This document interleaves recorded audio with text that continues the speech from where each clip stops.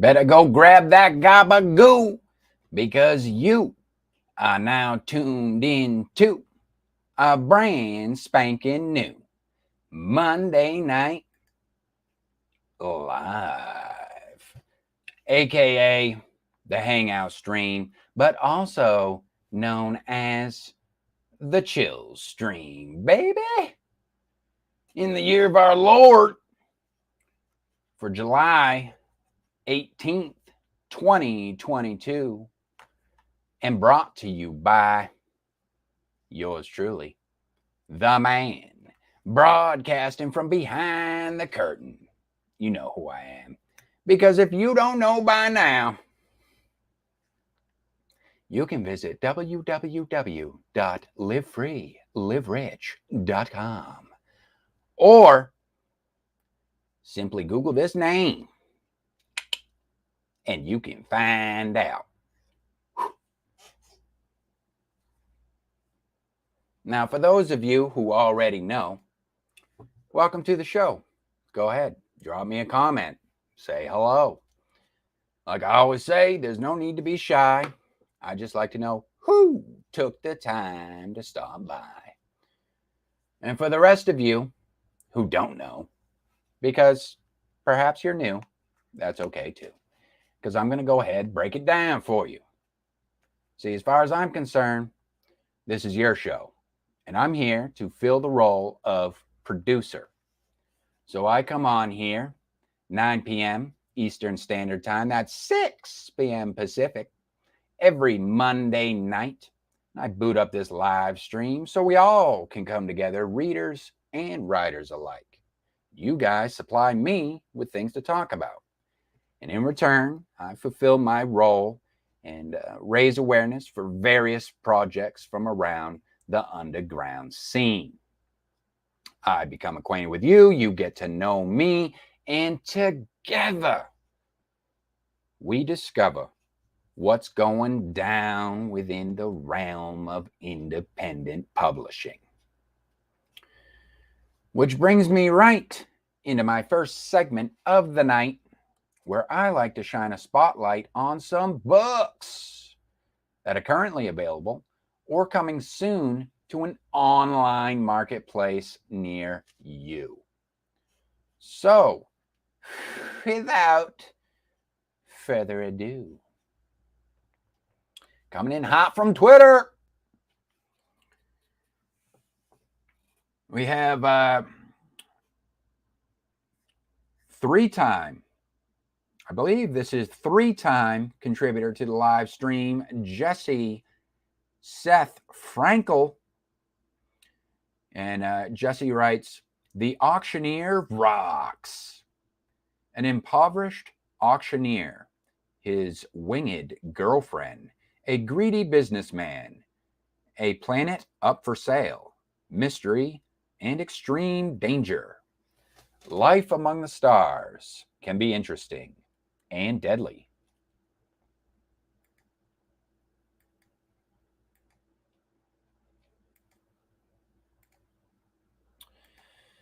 This is The Auctioneer by J.S. Frankel.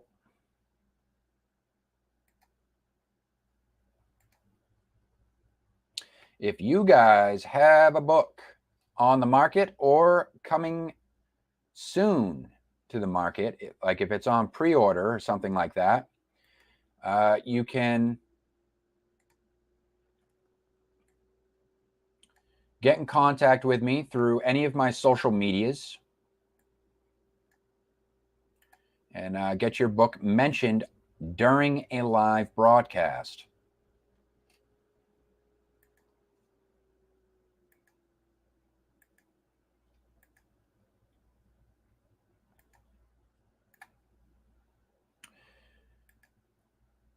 For me, this is very much an engagement thing. I want to get more people involved in the scene. I want to get to know those of you who are in my peer group.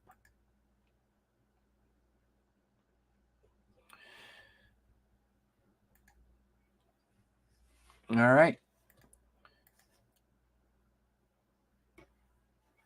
Here's the blurb. Matthew Carter, 18 and orphaned recently due to the death of his father, continues on the family tradition of auctioneering. It is not his chosen profession, but one that is thrust upon him by circumstance. Offered a chance to make some money by a man named Balteris, Matthew reluctantly agrees, and to his surprise, ends up on an alien starport where he auctions off rare items from all over the galaxy. Matthew learns his trade and grows into it, but complications arise when he is forced to sell an alien woman named Anera. I don't know why I rolled the R there. Maybe it's just the French in me. He buys her in order to give her the freedom she desires. They become friends and soon become lovers. Life is good, but all that changes when he becomes a target of an unknown assassin. Additionally, he is forced to sell a planet named Valeris, something that goes against his conscience. Matthew finds out there's more to life than making money and races against time to find a loophole in order to stop Valeris from being next on the bidding block, as well as finding out the faceless killers who will stop at nothing to achieve their goals. There's a lot going on there. That is The Auctioneer by J.S. Frankel. 247 pages. This is teen young adult. So age group, target age group range 13 to 18.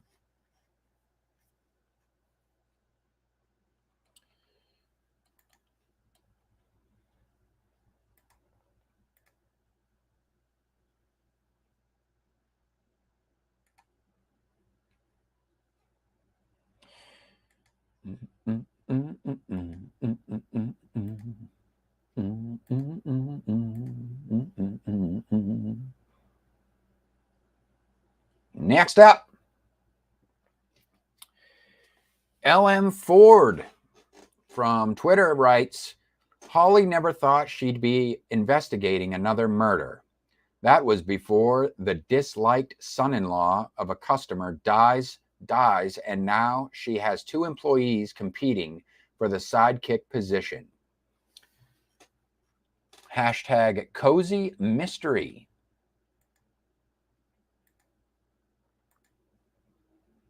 This one has a pretty lengthy title. Being Derrick Jenkins, subtitle, A Movie Madness Mystery Story, parentheses, Movie Madness Mystery Stories by LM Ford.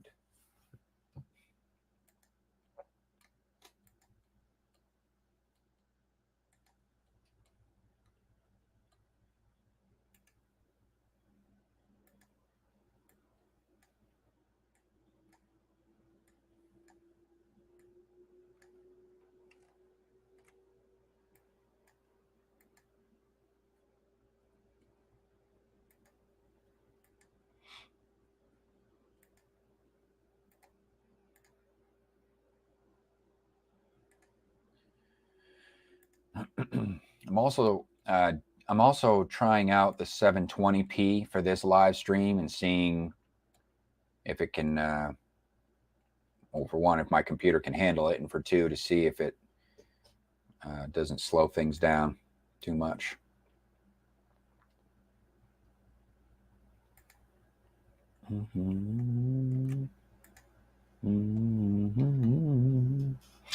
All right, here's the blurb. After solving the mystery provided by a body in her storeroom at her video store, Holly Whittier never expected to have anything to do with murder again. But then the son-in-law of a customer dies in an automobile accident. Just what was Derrick Jenkins up to? Check out the adventures of a movie buff as she investigates a mysterious death in this clean and cozy mystery novella. Other mystery stories by LM Ford Whatever Happened to Little Jackie? A Movie Madness Mystery, No Dumping Allowed. An Amanda Danvers Mystery.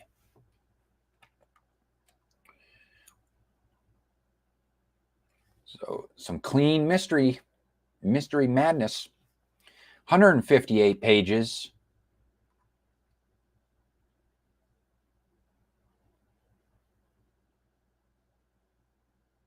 I don't know how I feel about that cover.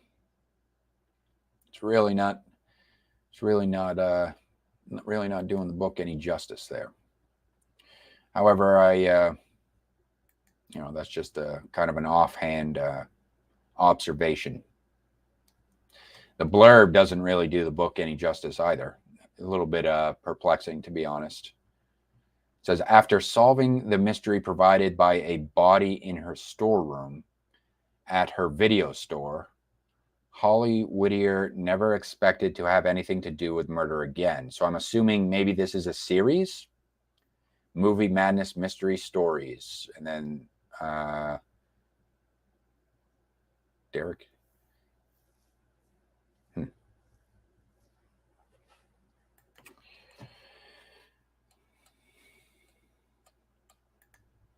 Maybe it's a maybe there was a previous story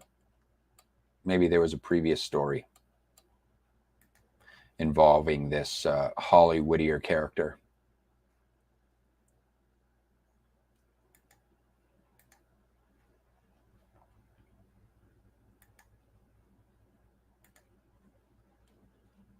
Moving right along.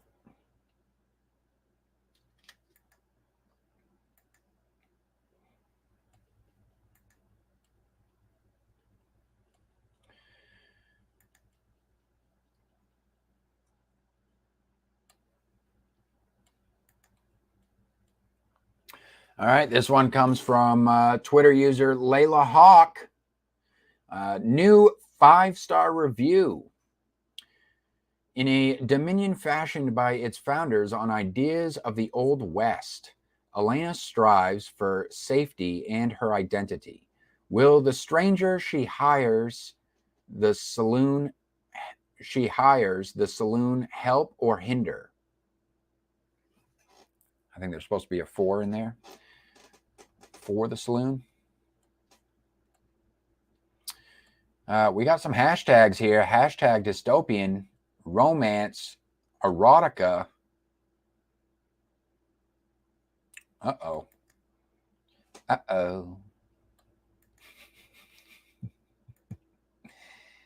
This is Silverado Showdown, Navigations by Layla Hawk.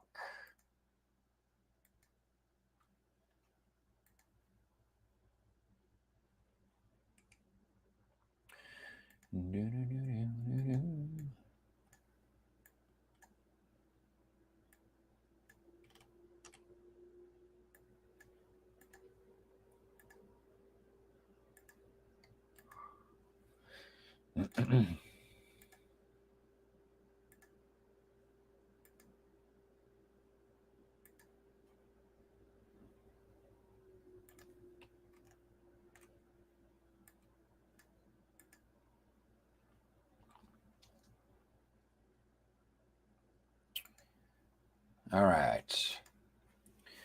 The window of an abusive husband, Elena Granger goes... Okay, let me start that over again. The window of an abusive husband, Elena Granger goes to court and fights to get control of her uncle's saloon. The Silverado Dominion was formed by its originators as a pseudo-version of the Old West, and women aren't usually put in charge of their own property. But she proves the court-appointed guardian is corrupt. Now she must hire a man to keep order in the Dancing Keg Saloon. She's clear with the man that she hires that fringe benefits, such as pending time in her bed, are off the table. No quid pro quo or this for that, tit for tat. over here. But in the Silverado, a woman is at risk unless she's known as a man's property. When she narrow escapes rape from a local lout, Elena wonders if she's better off taking the best option available, the odd yet strangely likable Wyatt Corman. Wyatt's secrets are the least of her concerns, because after her husband, the idea of having another man in her bed fills her with dread.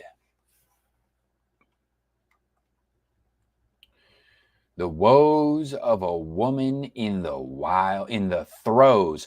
The woes of a woman in the throes of the Wild West. Coming in at 105 pages. This erotic Western. I don't know why they have it under science fiction. Sometimes Amazon's categories are kind of wonky.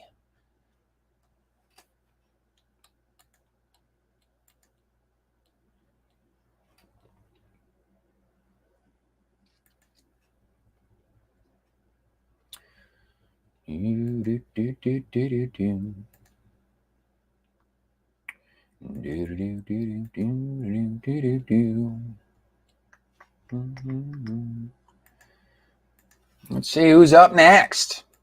We got one more book to cover, and then we'll slide right into our next segment of the night.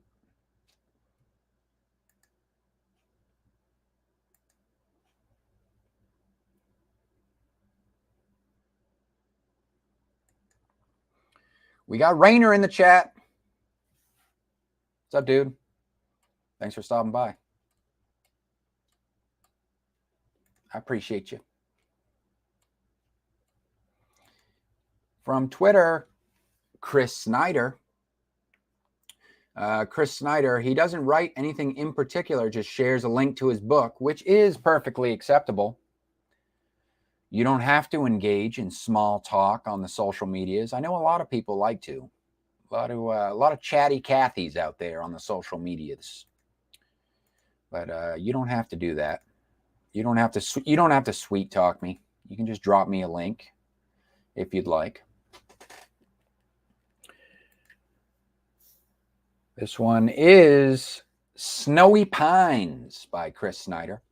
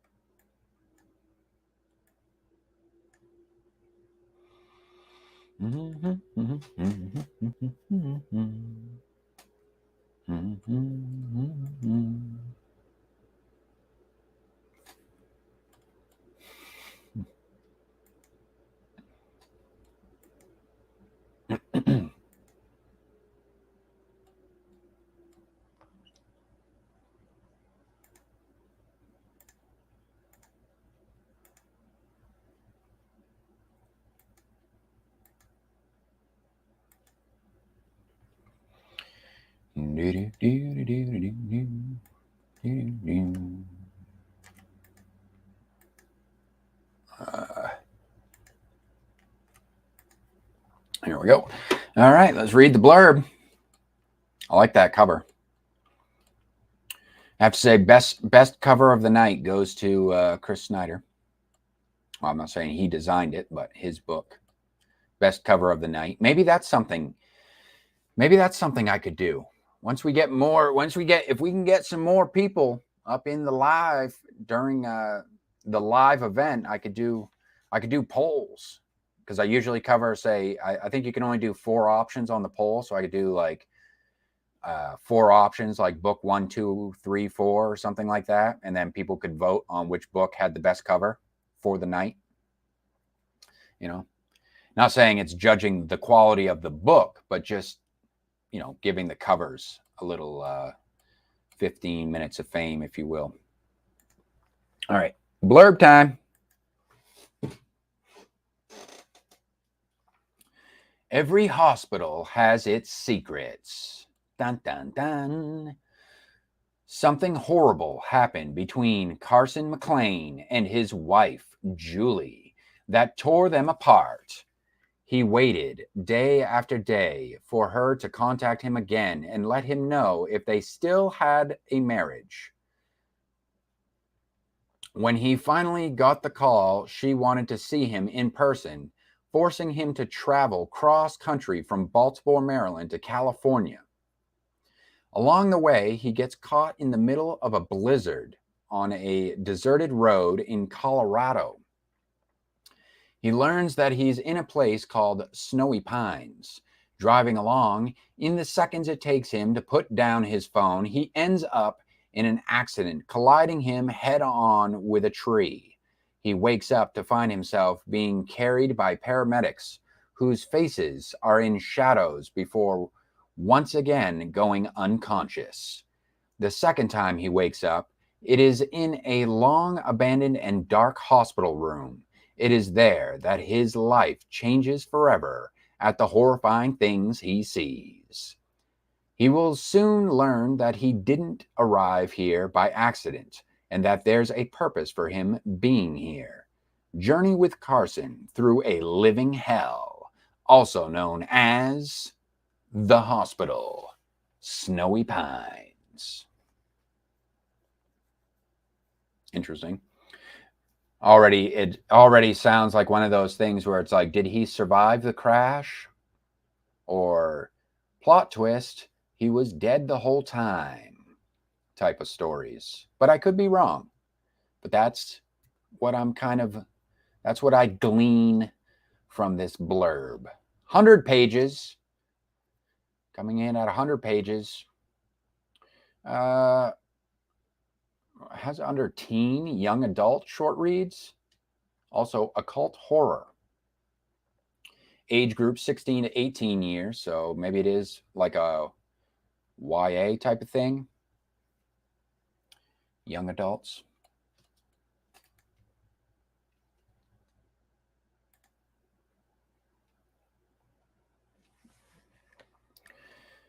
And that's it. That's it for the books.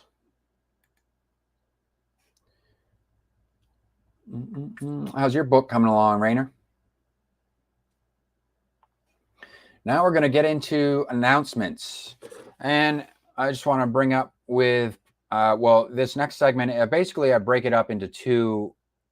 It's kind of still working out the kinks as far as that goes, kind of defining it or refining it, I should say. But basically it's like projects. It's projects and project related type of announcements. So the projects portion of it is like, if you have a Kickstarter, if you're running a Kickstarter campaign or Indiegogo campaign, I can raise some awareness for that. Also, if you have, like if you're doing like a reading event, like a read along or a readathon or something like that, but mostly this is targeted towards artists and writers. Also, if you have you're trying to organize a project, like say an anthology project, and you're looking for some writers to hop on board and you're doing a submission call, I can announce that. See if I can't garner some extra attention for those types of projects that you guys may have. Also, if it has something to do with your books, your brand, your blogs, something like that.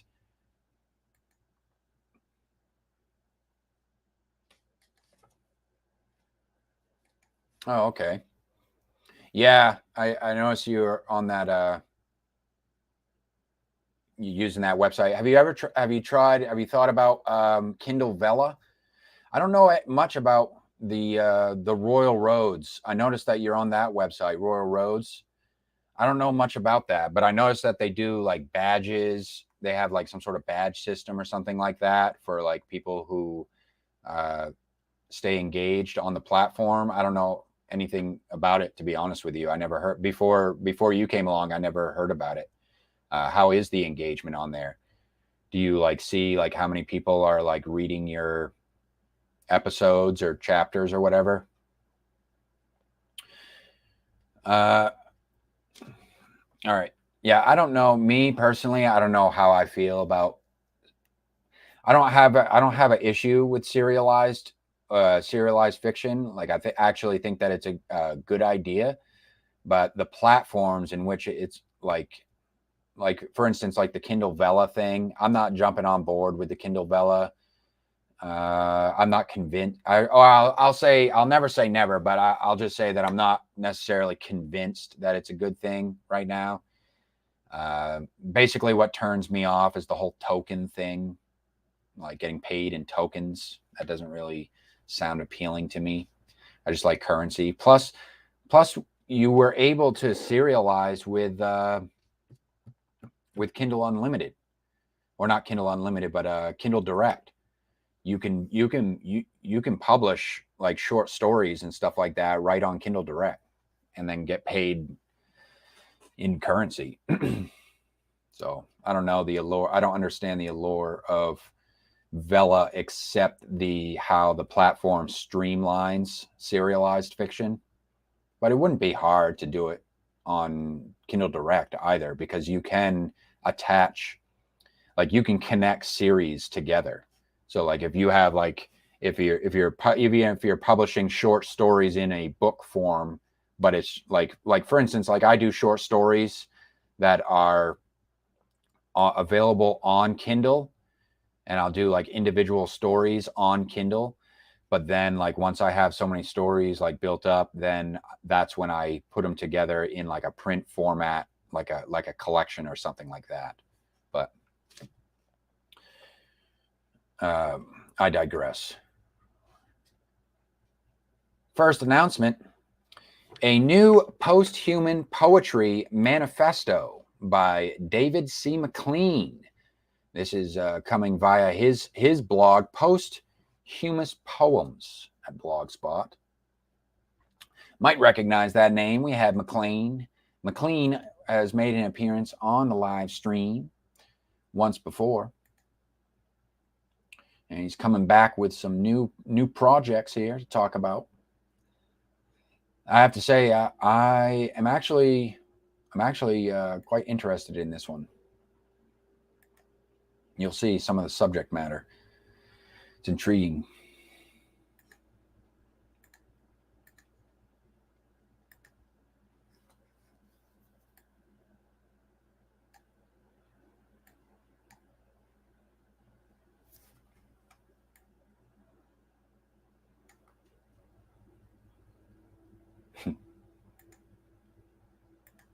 His website, The Pigeon Lies.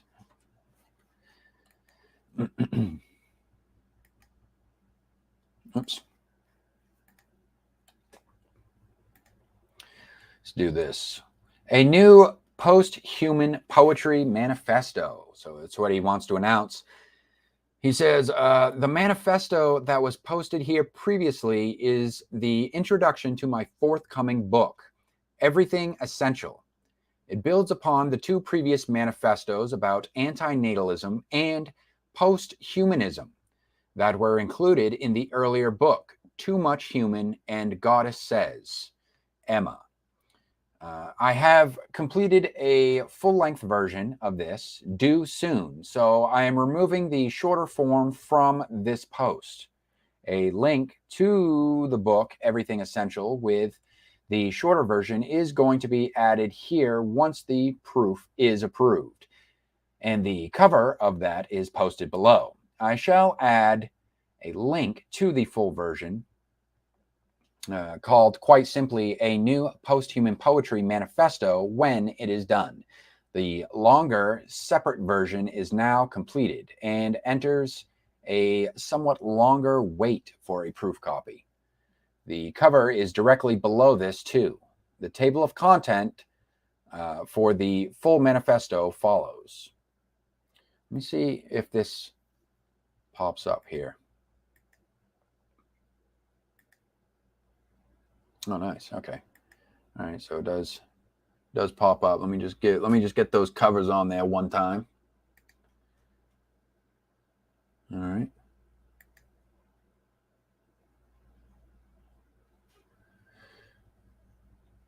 Very interesting dude, to say the least. He's into a lot of intellectual type subject matter. Let me just hide that for a second. For instance, check out this table of contents. So some things that I'm going to have to look into this guy's books, man.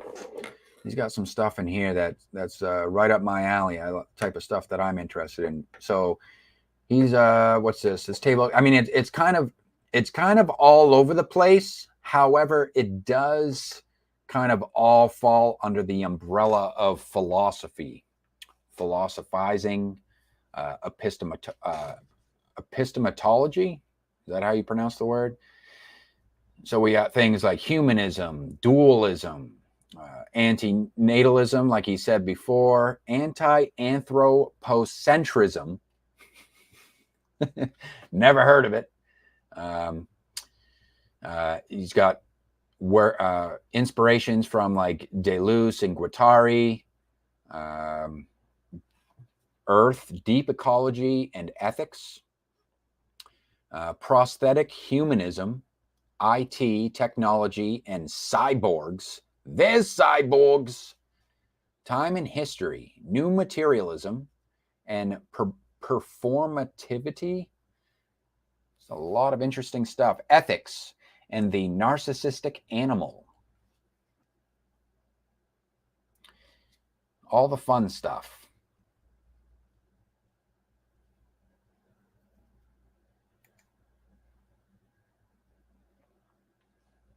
Interesting announcement.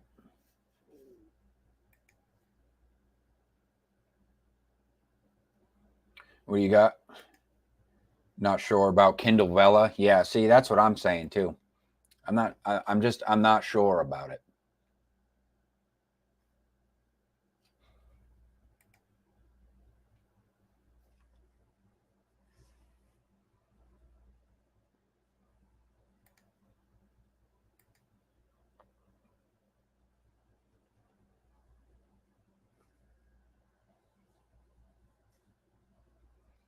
Yeah.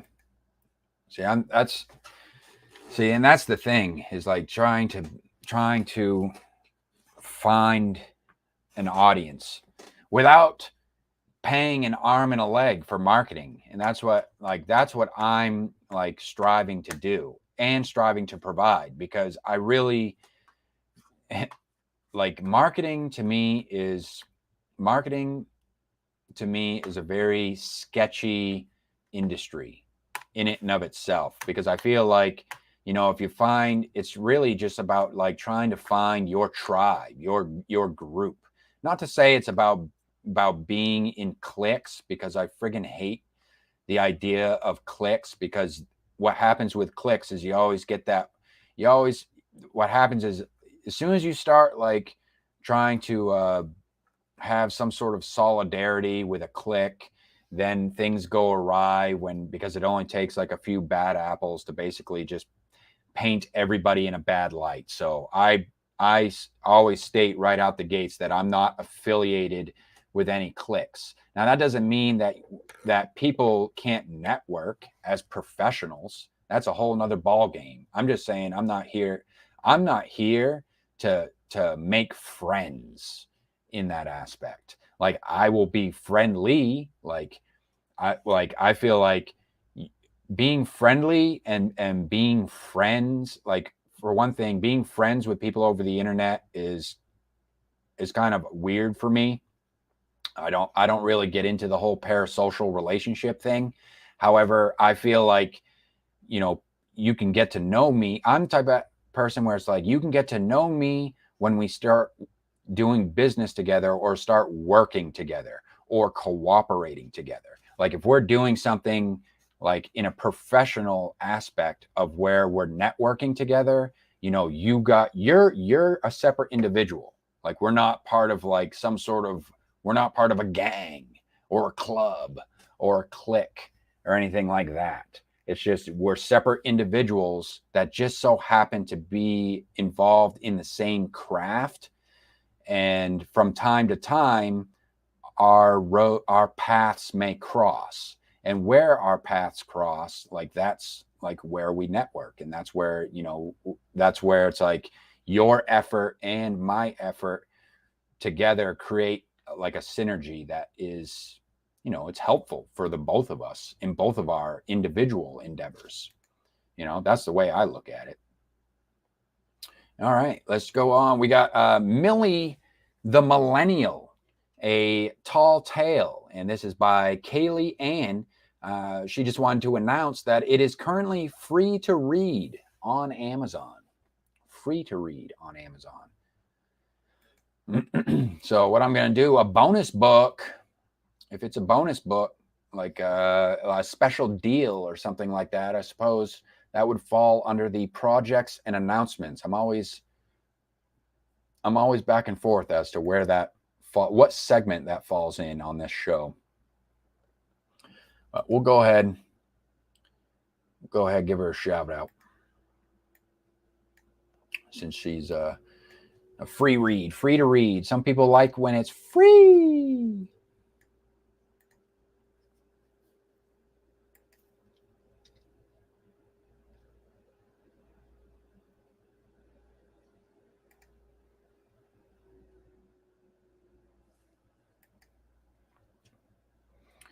Okay.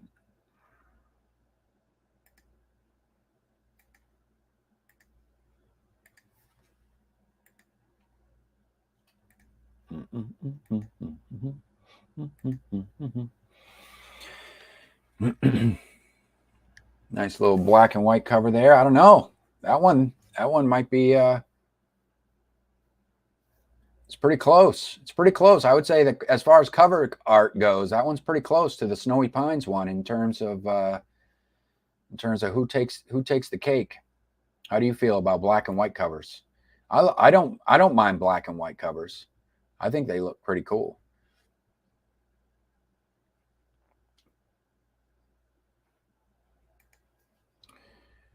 Here's the blurb.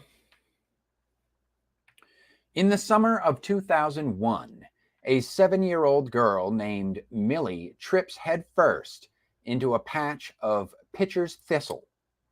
She loses almost all her marbles from the fall and winds up with magic bugs in her brain. The bugs, which Millie and her friends call clairs, grant her various clairvoyances, giving Millie a higher sense of awareness in her everyday life. Knowing no one would believe her, she keeps it a secret from the grown-ups.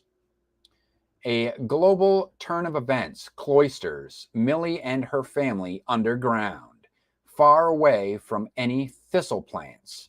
There, in the land of far-fetched, the clairs reveal their true purpose for Millie. It's interesting. So it's like we they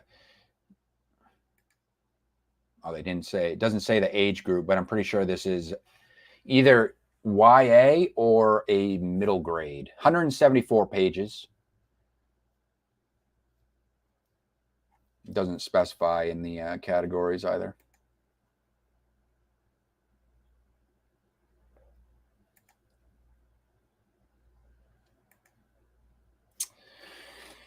Just a couple quick housekeeping announcements. As usual, the LFLR network is on Discord. If you join the Discord, I don't know why last time the links weren't working in the video. The links in the description of this video should be working. If they're not, I'll check it out in post-production and make sure the links are working. But you should be able to, it's open invitation. Any and all artists, I encourage you, if you are in the creative sphere, especially for you writers out there, but also if you're cover artists out there, illustrators, painters, what have you. I know a lot of people are getting into the pre-made cover market now. So people are making pre-made covers and selling those through their websites. But any of that type of stuff, anything that may work on that you think may be that you'd like mentioned during the show, you can share. There's a spot for that on the Discord. And also, the Storytellers Society is still accepting open submissions.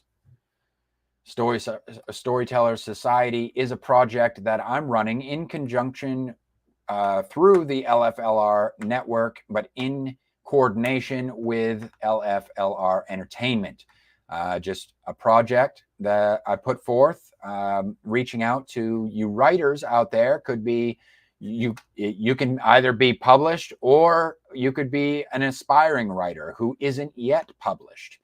If you'd like to kind of start building upon a reputation, or start building, not necessarily reputation, I shouldn't necessarily put it that way, but say building a portfolio would be a better way of explaining it. If you're interested in building up a portfolio, this is one way that you can do that. You can submit a piece of writing through the LFLR network, and if approved, then you will have your own room at the Hotel del SS as an honorary member of the Storytellers Society.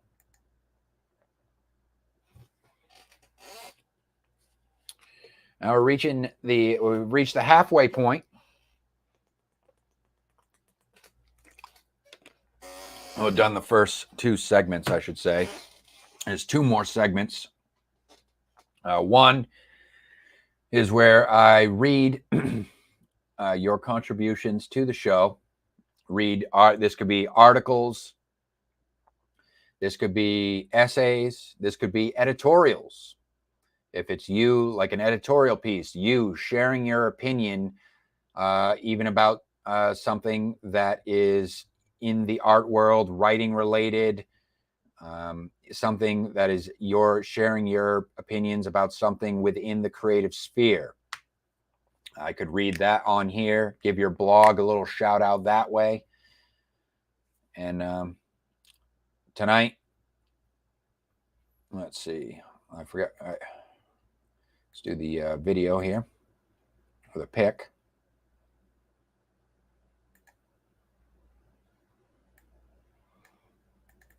Two pieces for tonight.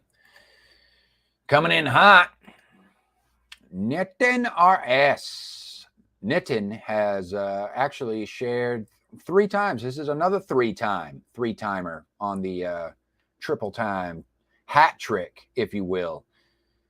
Nitin RS. He said, Nitin writes, "Hi, this is my poem, 3D Printed Homes. I think this could help in solving the availability of social housing in many countries. Thank you."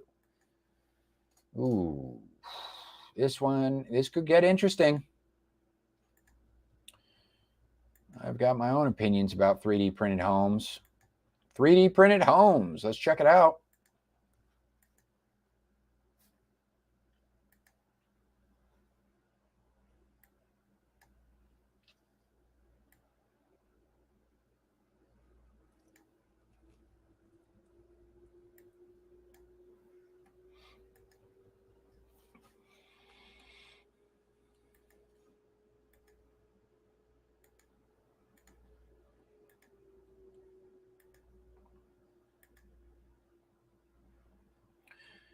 All right, 3D Printed Homes by Nitin RS. And this is coming from his blog, nitinspoetry.blogspot.com.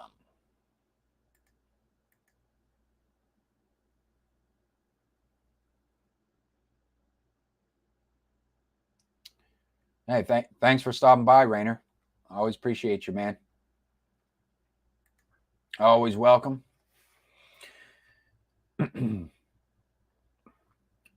Nitin's Poetry Anthology. Let's see. 3D Printed Homes. As the demand for social housing shoots up in many countries, the waiting list of council homes increases with each year. The number of homeless people in the streets increasing significantly, even in the developed countries. There is a need for faster construction of homes that need to withstand the climate change effects. A little double whammy there. Large 3D printed machines can build a floor of houses within days. All sorts of complex structures are built with 3D printed technology. 3D printed homes made with concrete, hempcrete, and other materials show good thermal and insulation properties, make homes cooler inside in hot areas. Cost savings are possible with no plastering, with lesser manual work. Multiple homes can be constructed faster. It can solve social housing issues. If governments adopt this technology, it is ideal for constructing small houses. 3D printed homes could be a cheaper solution for social housing demands. Hempcrete-based 3D printing can be a sustainable solution for non-availability of sand. Basic structures printing only need human supervision and providing the material. It eliminates labor costs significantly. Avoiding plastering can also provide cost savings. That is an article from Nitin RS. I wouldn't say that's poetry, but it, I would say it's more like an article on the subject. And man, the thing about 3D printed homes,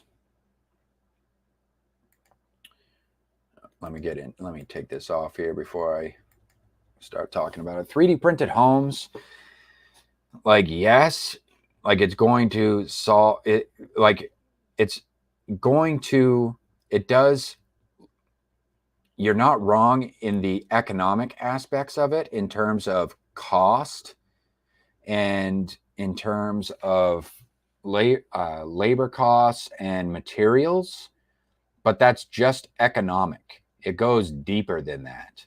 Like the homeless, like people would want to think like the homeless issue is literally just because people don't have a home to live in. And that is like such a layman stance on the issue of homelessness. Like that's like saying we just need more homes to solve the homeless crisis is basically just is just treating the symptoms of a much larger issue. That's all that's doing. And in as far as my opinion goes, I really don't think relying on machines to just shit out cheap homes is going to be wondrous, is going to work wonders in terms of culture, in terms of in like you imagine like where that would lead to. I'm not saying like I mean eventually it's probably going to happen. And I'm not even saying that people should get in the way of it happening. But what I am saying is that like artistically, culturally, they look like shit. They literally look like machine, like you're living inside of a piece of dung that a machine crapped out. And also like, especially if you saw like what was come from that photo, architecture and building things with their hands has spiritual, and I don't know, there's just something spiritual. There's something, if you don't want to like say almost something magical about it, but most certainly something very artistic about it. And when it's artistic, there's something culturally, there's a certain cultural value to it. Like the cultural enrichment goes a long way in terms of shaping civilization. Because, if you looked at the home that was in that photo, it looks like it looks like something you'd see out of goddamn Dr. Seuss book. And I don't know about you, but I don't want to be, I don't know how I'd feel about living in a goddamn, as a Who in Whoville all of a sudden, with all these shitty quite literally shitty looking homes all around me. Not that the homes that are on the market currently are any better in terms of in terms of depreciation, but I'm just saying the way in which homes are constructed and the architecture of the homes. I feel like we're getting further and further away from what would be considered a fine art in the world of architecture and stuff. You look at some of the homes, look at some of the homes and the buildings that are built in, like, say, like the Victorian age and the Victorian era and things like that, and like the old cathedrals and stuff like that. And then you look at like this stuff that's being pumped out today, and it's like, is it really helping anything? And not like and also flooding the market with new homes doesn't solve anything, because, for instance, take China. China has an entire freaking, I saw something online where it's like China built an entire ghost city. There's like ghost cities in China where it's like all these brand new or newer-esque structures that are raised and they're not being used at all. So I don't know what that's all about. And there's plenty of real estate. The thing about it is that what I talked about, the larger issue in terms of real estate, and I don't want to get too involved in it because it doesn't necessarily pertain to the creative sphere too much, more of a financial thing. And that's precisely what it is. It's dovetailed, it's attached to the financial market. There's too many hedge fund managers out there and everything that trade house flippers and people like that get in and out of real estate. They treat real estate like they're trading stocks on the stock exchange. People who go in there, they buy homes, constantly refinance, which empowers the big banking beast, and it's like a vicious cycle of like constant phony baloney, fake money inflation in the real estate industry, which makes housing more expensive than what it actually is. Because housing, economically, housing, if you wanted to solve the homeless crisis, what you would do is you would disassociate the housing market from the financial market, and then basically the cost of housing would be related to the labor market instead of the financial market. So, I mean, but a lot of people don't want that. A lot of homeowners would not like that, because, and also a lot of bankers would not like that. A lot of hedge fund managers would not like that. Because their portfolios would take a huge hit. And thus we continue to rely on derivatives to keep everything afloat. Now, we got another one. Maybe ironically enough, we have an article called "Embrace Your Haters." Who did this come from? Who does this one come from? Mystery. Comes from a mystery individual that's writing, representing the Never Too Late blog. Let's give this one a quick once over, shall we? If it's short enough, I'll do, I usually do a couple, try to get a couple in there, catch up on the queue. But I'm telling you guys right now, if you have things, anytime I post something online and I'm doing a writer's lift on Twitter or something like that, you can share your books. But my queue, I'll let you know right now, my queue for books is pretty long as of right now. I just hit over 100 books that have been added in the queue not that long ago. So if you want to be mentioned on a show sooner rather than later, share a link. You can share a link to a piece of writing that is posted on your blog for me to read, but also videos as well, which will be coming up in the next segment, because I do have a video to watch for this live stream.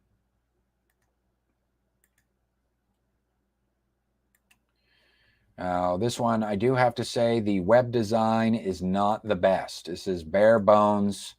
This is very bare bones web design, I have to say, and it's difficult to read. You have black lettering on dark gray background. That's not very helpful. So we'll go like this. Embrace your haters. Have you ever had to deal with somebody that will complain about you to everyone else, but not you? Maybe they just give you a shitty attitude for some reason and you can't figure out why. Just outright rude consistently without much explanation. Here's a link to the No One Cares t-shirt. This topic came up on Twitter a couple days ago. Surprise, surprise. I responded at the time the best way I know how, and I thought I would write about it. Those who are doing better than you will never shit talk you. They won't bash you or badmouth you to others. True for the most part. Chances are they don't even know you exist. The people who badmouth you or give you a hard time are the people who are jealous of you because they see some little bit of success you have in some aspect of your life, and they wish they could have that. They will say or do anything that they can to try to bring you down or somehow ruin your day.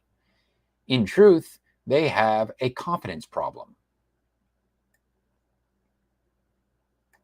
So try not to get upset about those people. I need to listen to my own advice because they really piss me off. Just remember, their negativity is because you're doing something right. Keep it up. Most of my articles will contain some sort of affiliate link. This just means that if someone purchases through this link, I may receive a commission. Hence the t-shirt. No One Cares t-shirt. Buy yours today. It's a quick, fun little article. All right. Now this last, before I go, I do have a video to watch. And what I want to say about the video segment is that for those of you who are on YouTube, you're in the Booktube sphere. But really, I'm leaning more towards Authortube with this one. I really want to connect with more of you creators out there. I feel like there's not enough of us that are coming together and finding creative ways in which we can cooperate with one another in our own, but still focus on our own individual endeavors, if you will. This is this is me kind of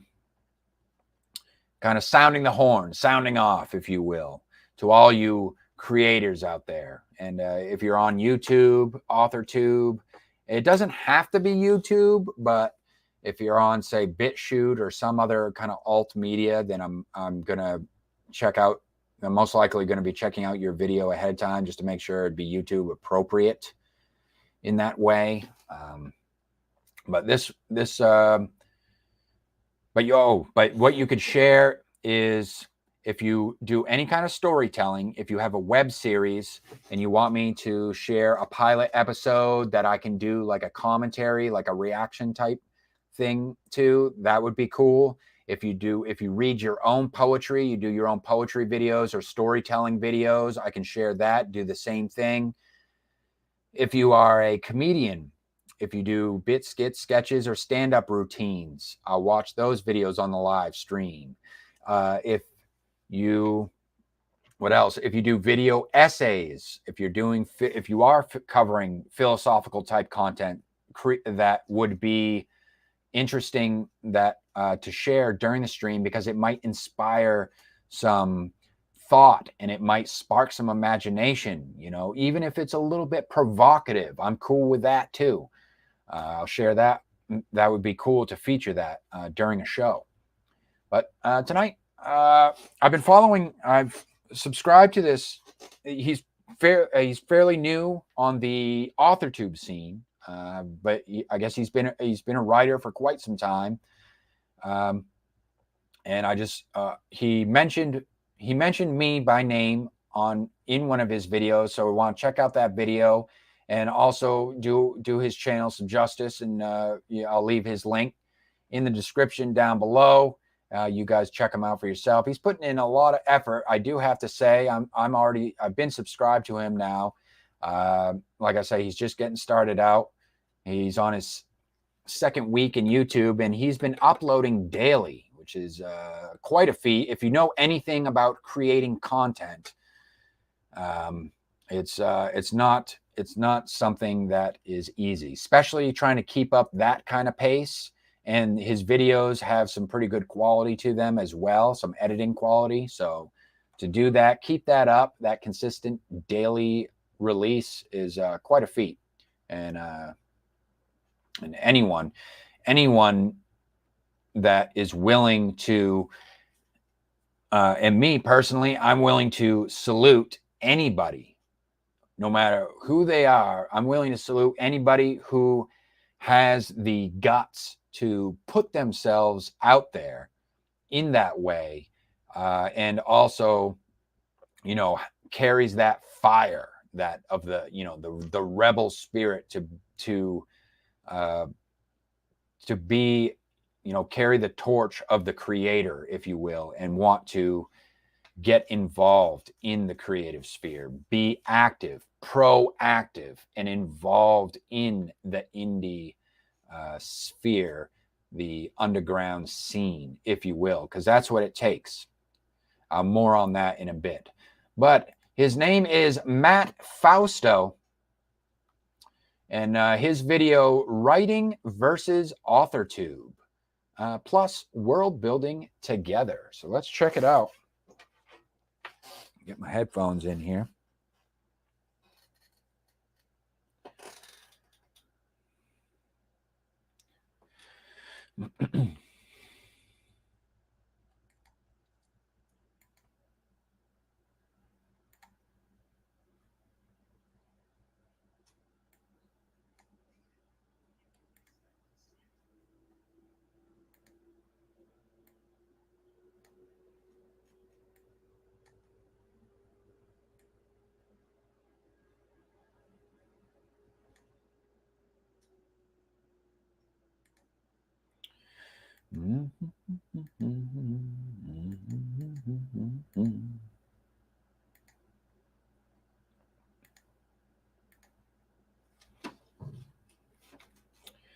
All right.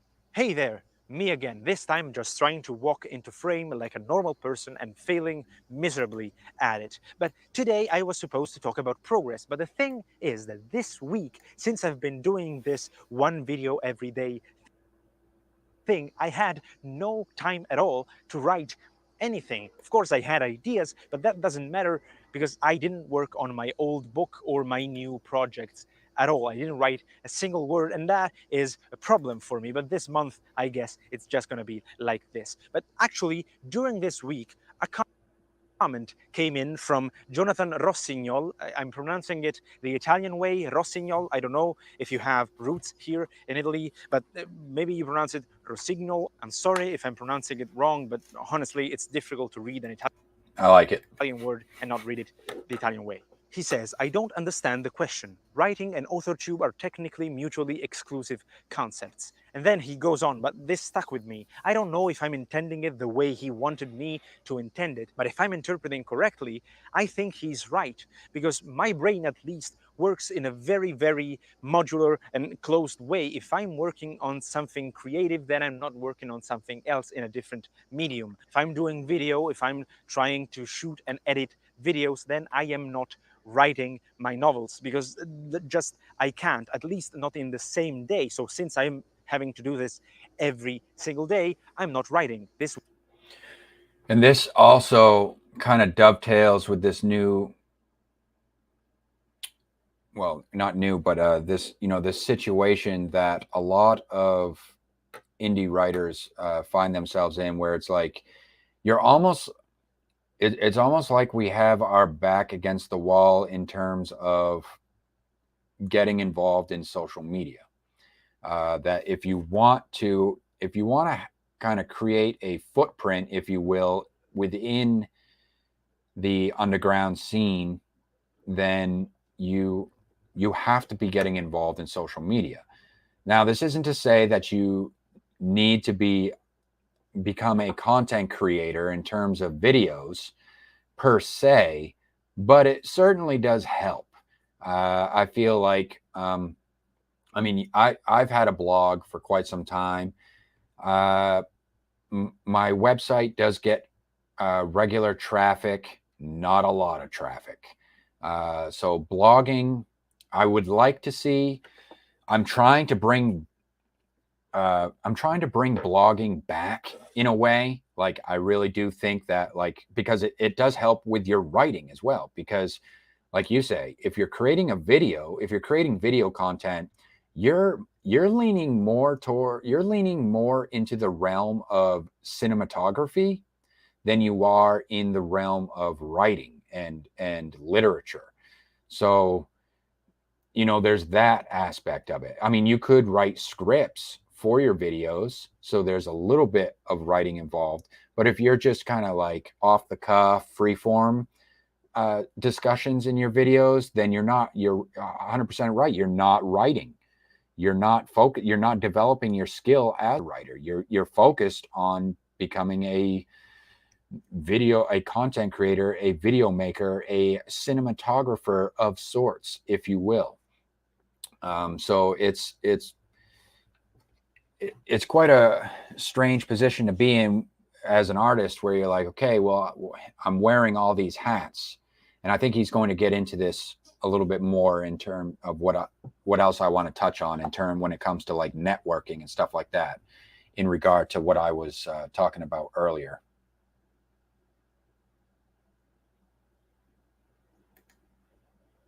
Week I didn't write. And I feel a bit guilty about this, honestly, because this whole project was supposed to be me getting back into my writing roots. And I still want to do that, but just not now. I guess I will start writing, actually putting down words next month, because it's just impossible now with everything that's going on. But you don't care about that. You maybe care about the fact that one thing came out of this week positively. My experience here on Authortube is just getting started, and I think, the perfect idea for a future series of videos that I want to bring here on the channel, maybe next month or in the months after that, because when I will be free to make more articulate videos, more complex videos, maybe we can do that.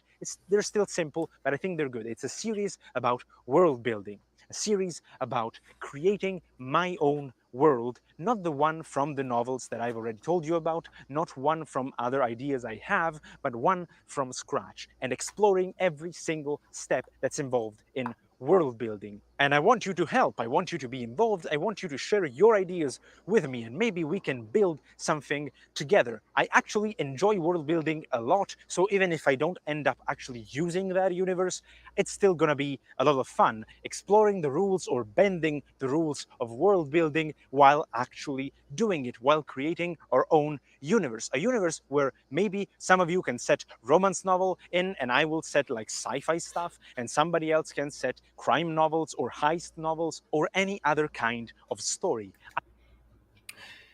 This I really this sounds interesting to me. This idea. I don't now.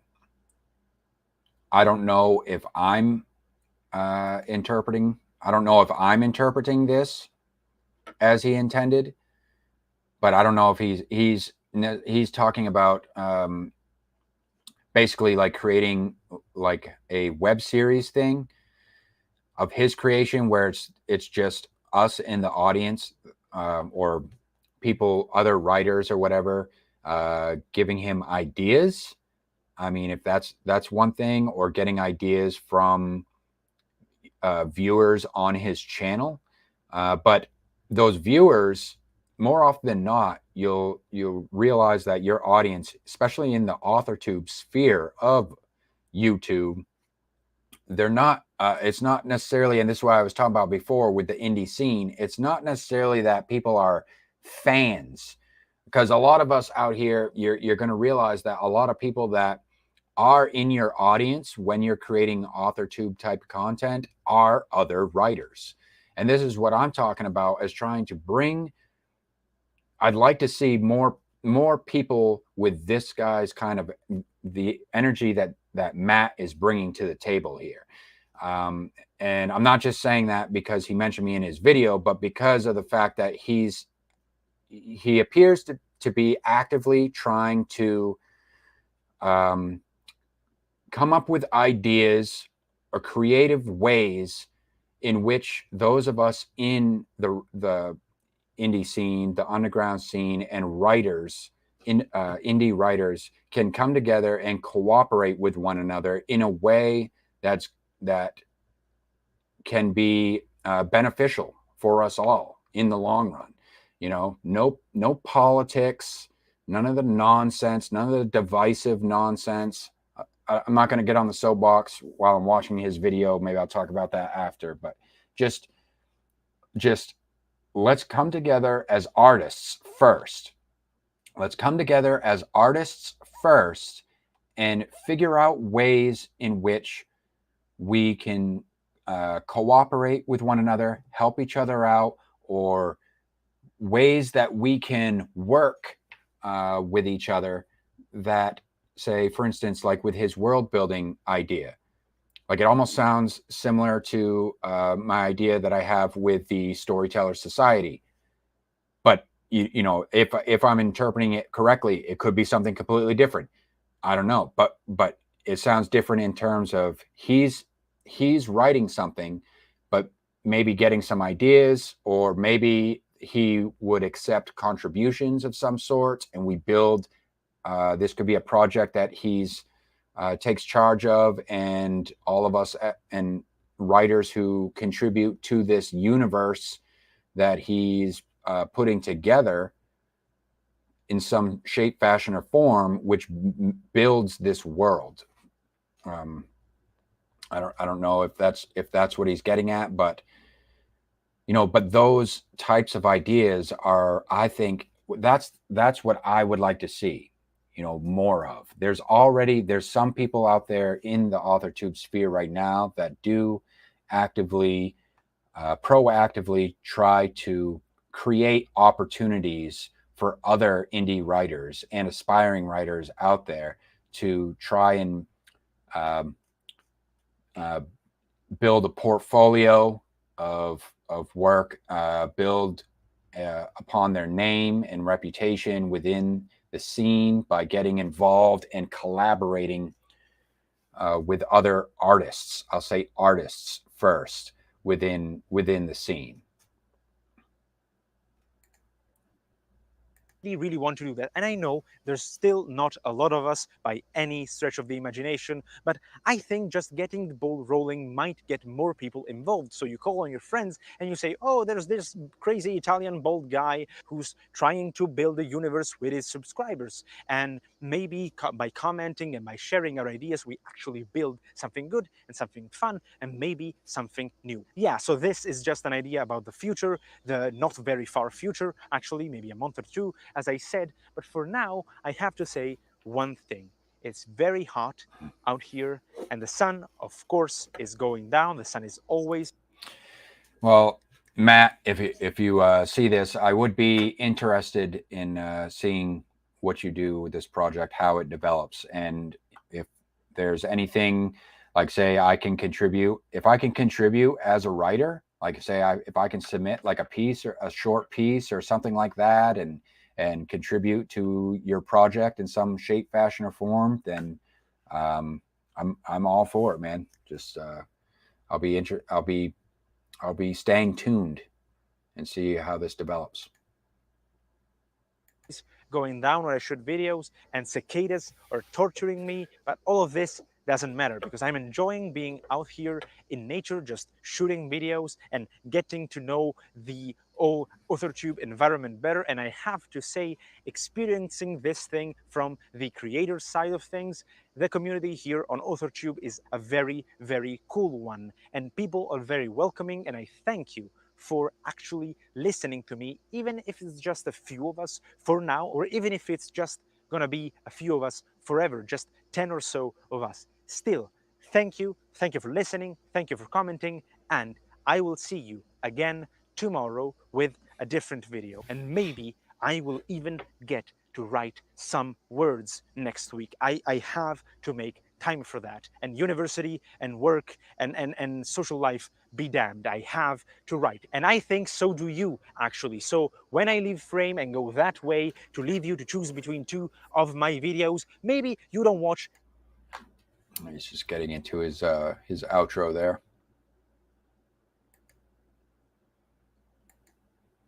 Because I am still a very Italian next. Maybe you just go and write. I certainly will try to do so next week. I have to. I just have to. But now I am gonna go home and eat some pizza, because I am still a very Italian man. Bye. What about the gabagoo? Do you ever eat the gabagoo? Who moved the gabagoo? I've yet to try gabagoo, actually, or gabagool, as it may be pronounced.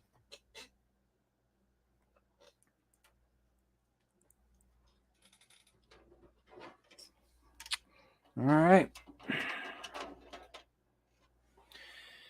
Yeah, maybe I won't talk about it. Maybe I'll make it. Maybe I'll save that for a completely different video where I talk about. See this Matt fella this is the type of guy. This is the type of artist that, you know, the type of energy that I want to see more of out of the Authortube, not just the Authortube realm of YouTube, but just in the whole creative sphere in general. I am just getting sick and tired of people who want to inject their politics into the creative sphere. Stupid. You people are not leaders. None of you. I don't care how many books you sell. I don't care how many projects you back. I don't care how many subscribers you have. I don't care about any of that stuff. If you're out here being divisive on a personal level, in other words, people will argue art has politics. Well, not all art is politics, for one. That's false right out the gate. A painting does not have to be political, okay? So therefore, book covers do not have to be political, okay? And books themselves, literature, does not have to be political.